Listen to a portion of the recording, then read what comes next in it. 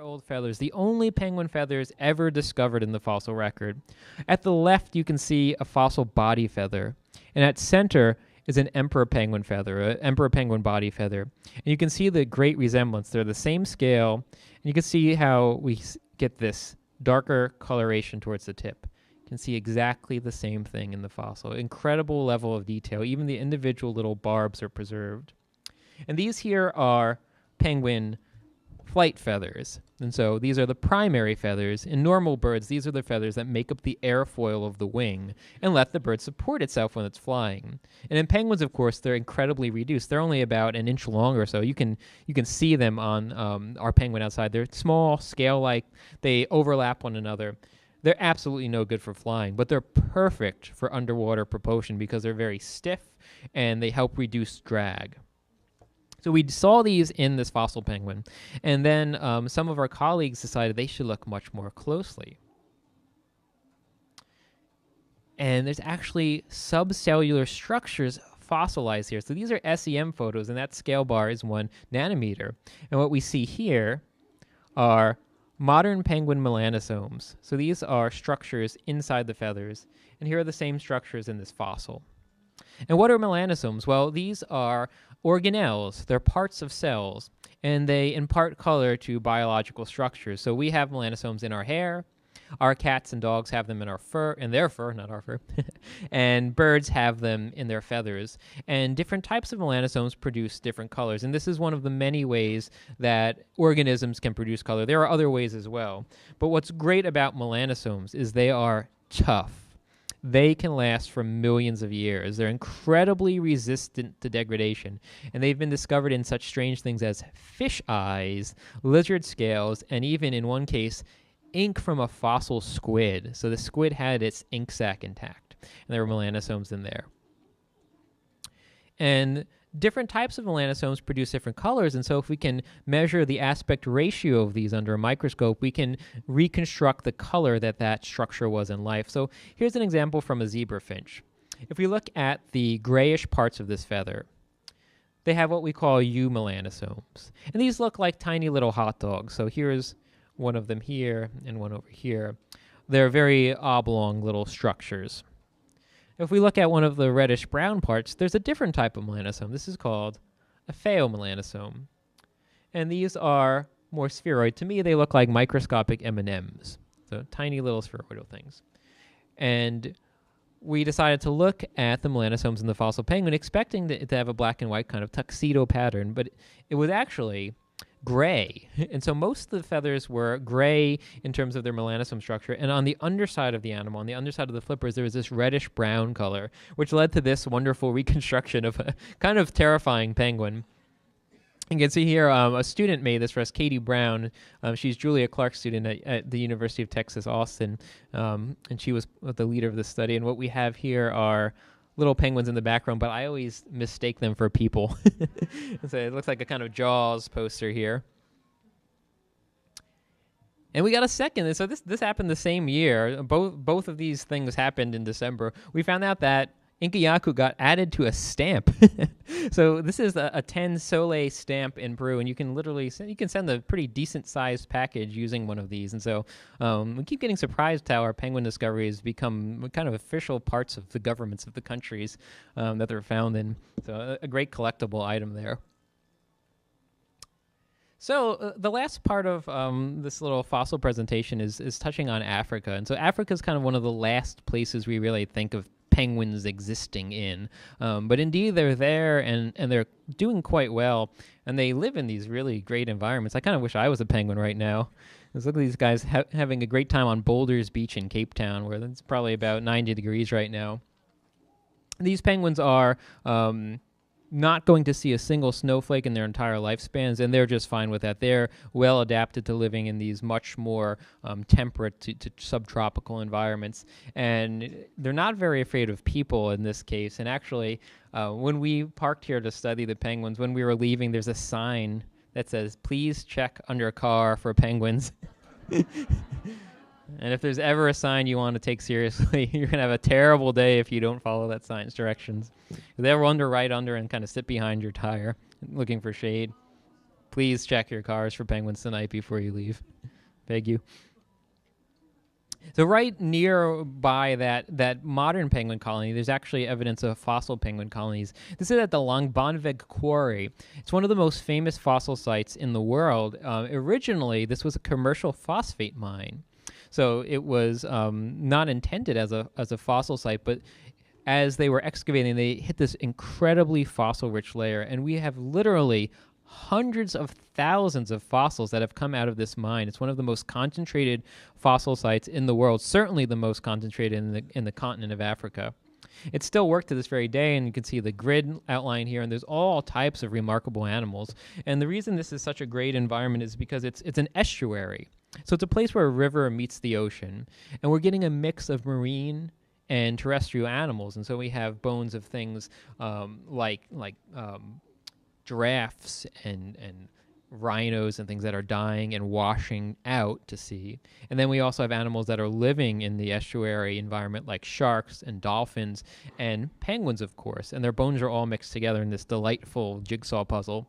So two of the most famous animals here are the African bear, which is an incredible animal now completely extinct, of course, and the short-necked giraffe, Cibotherium. Now, if there's ever an animal that begged the question, what's the point? Short-necked giraffe, right? Nobody orders the short-necked giraffe. So we have all these great fossils, and we have several different types of fossil penguin here. So there are multiple species, and this is very interesting to me as a paleontologist because today we only have one. Spiniscus demersus. This is the penguin that's right there being printed. We have one of these in our collections. It's called an African penguin or a black-footed penguin or a jackass penguin, and that's because it makes that braying, donkey-like sound. So it goes by many names, but it's the only species that breeds in Africa today. But when we go back into the fossil record, we actually find 4 different species living there at the same time of all different shapes and sizes. And so that's really interesting because it raises the question, how did they get there and what happened to them? And so I kind of set out to solve this problem with my friend Daniel Thomas, who was a postdoc there at the time. And we even found evidence of a penguin breeding colony. These are tiny bones that belong to a penguin that hadn't fledged yet. And so we have direct evidence that they must have been living here and laying their eggs here rather than just kind of swimming past, because these bones belong to an animal that wouldn't have molted into its adult plumage yet. And so we know they lived here year-round. And the major hypothesis for how we got 4 species was that perhaps we had an endemic radiation.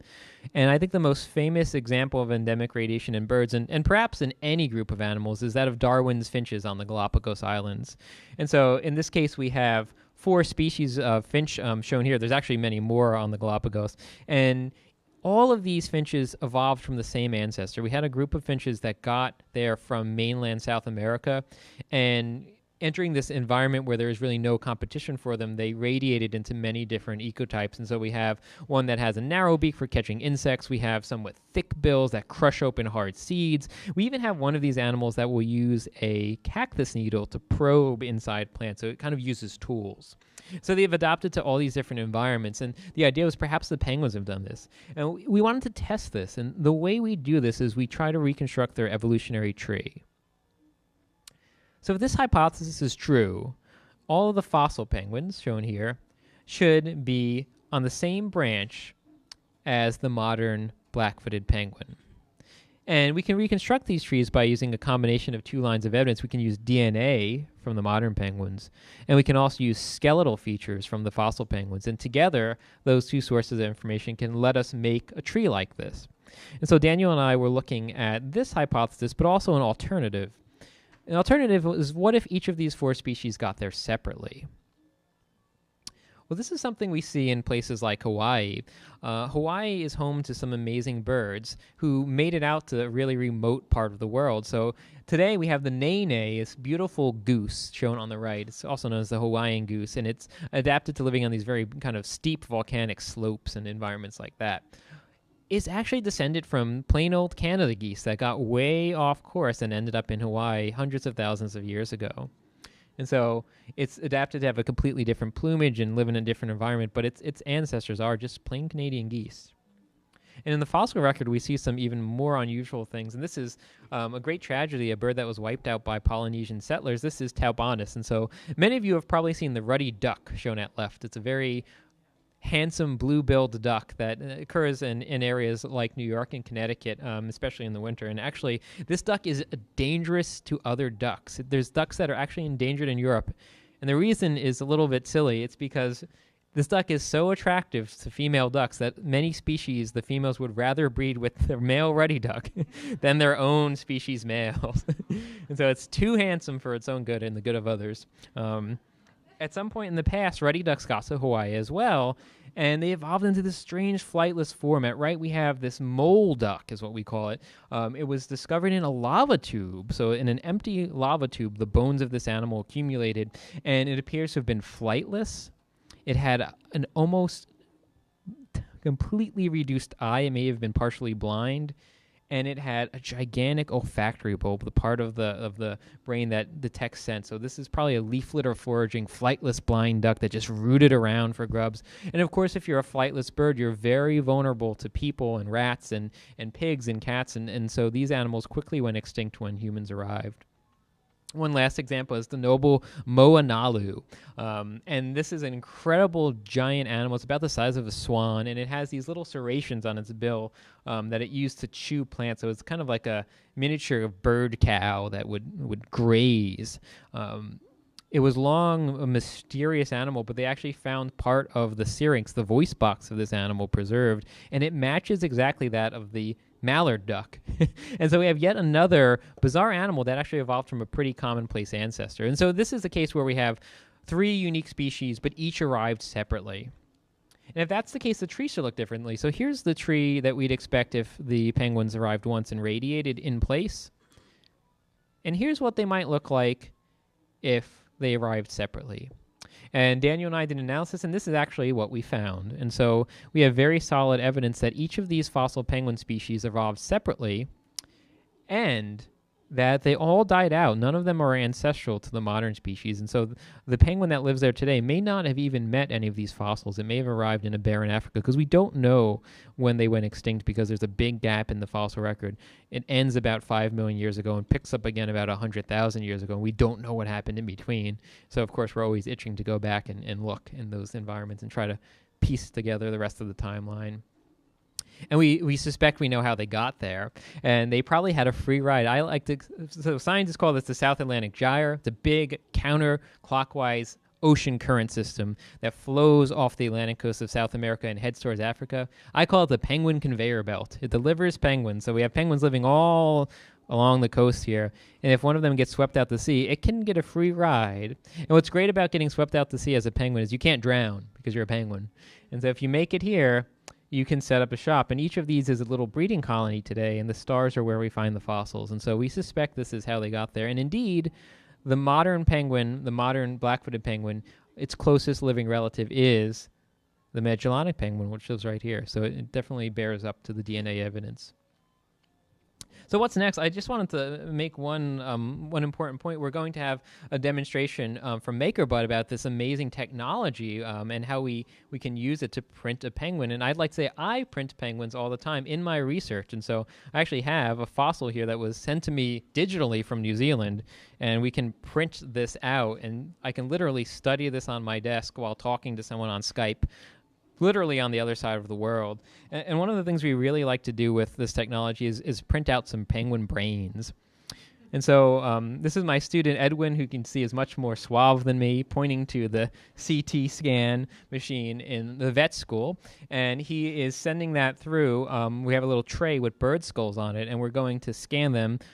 Same technology you would use, for medical reasons. You can go through it. Pets go through it at the vet school, obviously. And what we do is we make models where we can actually fill in the empty space that was occupied by the brain. So this is a bird skull, and you can see we've made it translucent. This is the part that was occupied by the brain. It's empty now, but we can digitally reconstruct it, and we can find, for example, the orientation and size of features like the olfactory tract, which is correlated to the sense of smell, the optic lobes, which are correlated to the sense of vision, and other features, and learn a little bit about how these animals operated in their environments. And then we can make brains and print them out. So this is a life-size penguin brain, and a lot of my students have done projects where they've created a bird brain, and then they usually take it to the conference with them so they can pass it around. So it's a wonderful technology, and we literally use it every day in paleontology labs. And so I just want to emphasize that, there's so many different ways we can use this, and it's not just for fun. We will do this in a real lab setting. So I'll leave you with some very happy penguins basking in the sun. And we'll now turn the floor over to MakerBot for the printable penguin demonstration.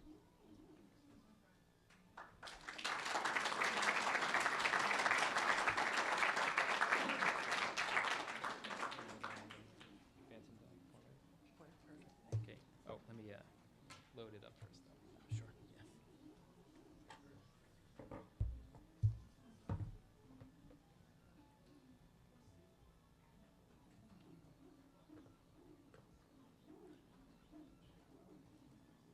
Yeah. Perfect. All right. How you guys doing? Hi. So my name is John. I'm the store manager of MakerBot here in Greenwich. We're about 200 Greenwich Avenue across from Saks. And we're excited to be here tonight to talk about a little bit about our technology and about how we... whoop, sorry. Hello. Better? There we go. Sorry. So I'm from MakerBot. I'm the store manager of the Greenwich store on 200 Greenwich Avenue. We're excited to be here to talk about our technology, a little about how our technology works, but also how we partnered with Daniel and the Bruce Museum to print the penguins, which is awesome. So a little bit of history about MakerBot. We were founded in 2009, so we've been around for about 5 years, but 3D printing has been around since the 80s. But thanks to some of our technology now, we've made it a little more attainable and affordable in terms of prototyping and the ease of use. You can have it in your home and your office. Whoop. Sorry. So let's see here. So this is a little look at some of our printers. You can see that the one on the left over here is the same one that we have on our table. That is the MakerBot Replicator Desktop 3D printer. The next one in the middle there is the MakerBot Replicator Mini Compact Desktop 3D printer. And we also have the MakerBot Replicator Z18 desktop printer. So the big difference is the size.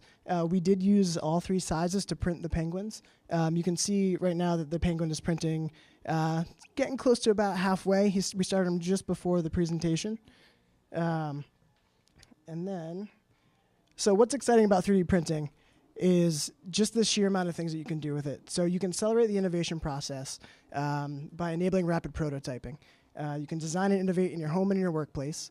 And prior to 3D printing, you used to have to ship out your designs, wait for the turnaround time. You might have shipped to China or somewhere, get it back, find out it's not quite where you wanted it.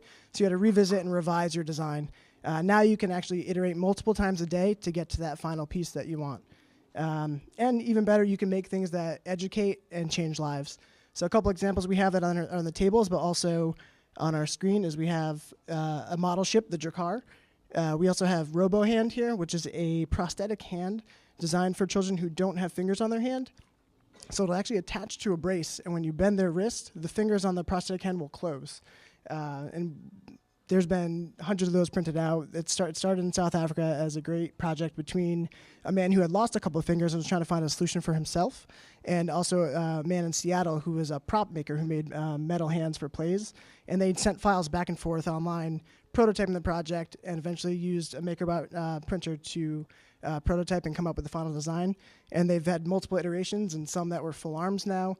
So with 3D printing and the cost effectiveness, prosthetics are very expensive, but the Robohand is about $5 worth of plastic. So kids being kids can roughhouse, break it, print a new one, print different colors for the holidays. And you can also print models like skulls. So we have a T-Rex skeleton right here. And also on the table you can see we printed not so realistic dragon skull because they're a little fiction, but it's still fun. We also have things like a Stegosaurus, and we have a saber-toothed cat. So you can print a lot of educational pieces that you can incorporate into the education, into schools, and museums as well. So let's see here. We also, the material that we use is MakerBot PLA Filament. It is a plastic resin that's derived from sugar from field corn. So it's non-toxic, and it's very easy to use. We offer it in a variety of colors. We're printing the penguin in true white right now, which is the same one that the large penguin was printed in, but we had him painted after the fact. So how it works. We have a great process called fused filament fabrication, which is an additive process. There's also, you might have heard of things like laser cutting and CNC machines. Those are more subtractive, where it takes a material and removes from that material. Ours actually just adds our filament from the bottom of the design toward the top. So we have a thing called the MakerBot Smart Extruder. You can kind of see a representation here of how it works. Our filament, which is like a thin wire, is fed through the top of the extruder, pulled down through a drive block, like a set of gears, where then it is heated up and melted and comes extrudes out of a nozzle here at the bottom onto the build plate, which when you guys come up and see the printer, you can see the blue area on the bottom. That's the build plate. That's where the design is started. And then every layer is about a fraction of a millimeter. So that plate will lower as the design happens. So it's adding the plastic as it builds over time. And the way it does is it's drawing essentially that design that's coming from a design from the computer. And we'll get a little bit about how to obtain those designs in a minute. But over time, it'll build that up, and the print will reflect exactly what you had from your computer. So how to get that design. You could download a design. We have a website called thingiverse.com, which is an online community. There's over 300,000 designs and counting on there that are completely free. You could search anything from shower curtain hooks to iPhone cases to penguins, of course, and there's plenty of penguins on there as well. You can also design if you're into CAD designs, if you have modeled it all. We actually offer classes using a website called tinkercad.com in our store, so you can get a little taste of what it's like to 3D print and something that you've created from scratch. But what we're going to talk about today a little moreover is scanning. So we do offer a MakerBot desktop 3D scanner where you can place a physical object on the scanner, and it will make a digital image of that physical object, which then you can edit or print out.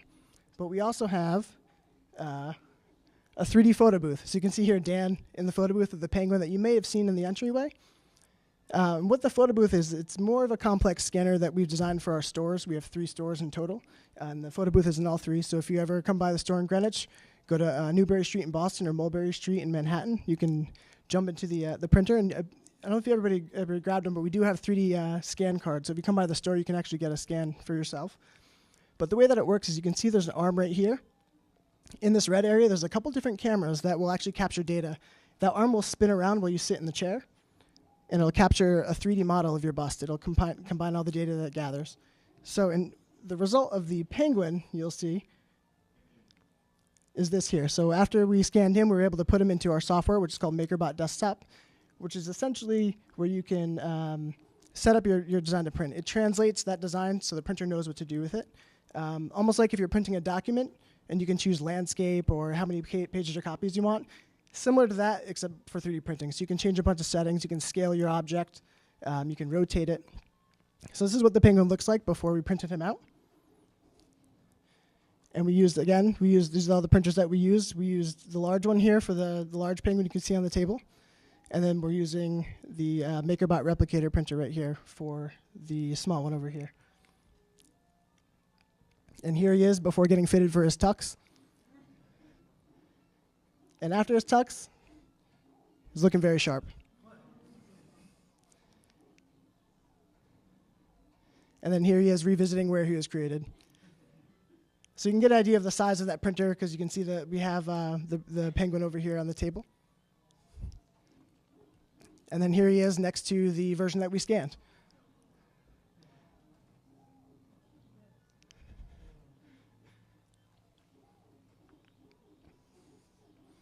And he couldn't help but take a look at the Bruce Museum while he was here as well.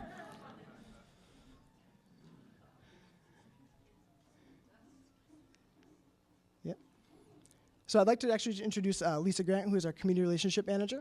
She's going to talk a little bit more about our partnership and about our 3D photo booth and how you guys can come down to the store. Thanks, John.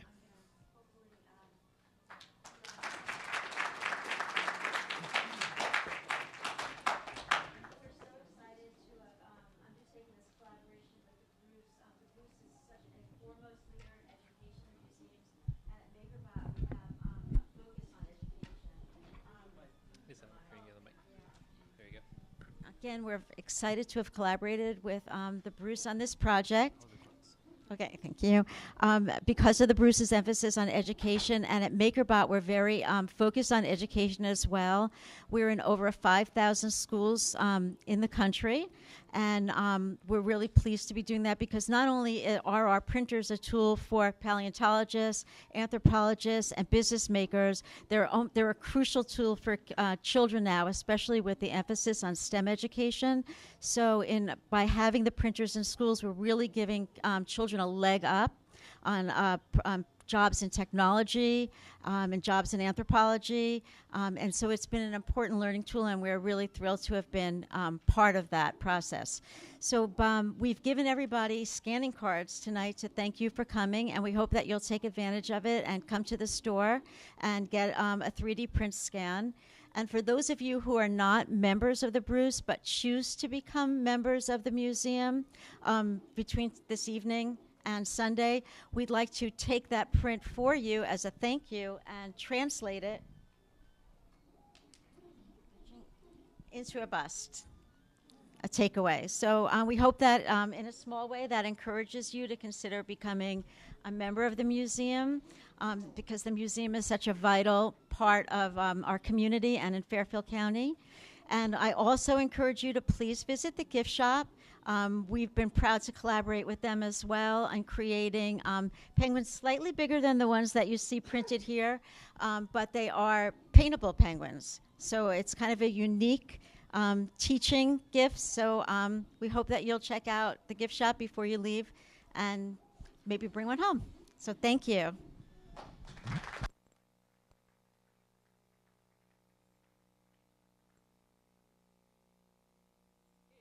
So much for joining us today. I'd certainly encourage you to take a look at that live printout of the penguin if you haven't done so already.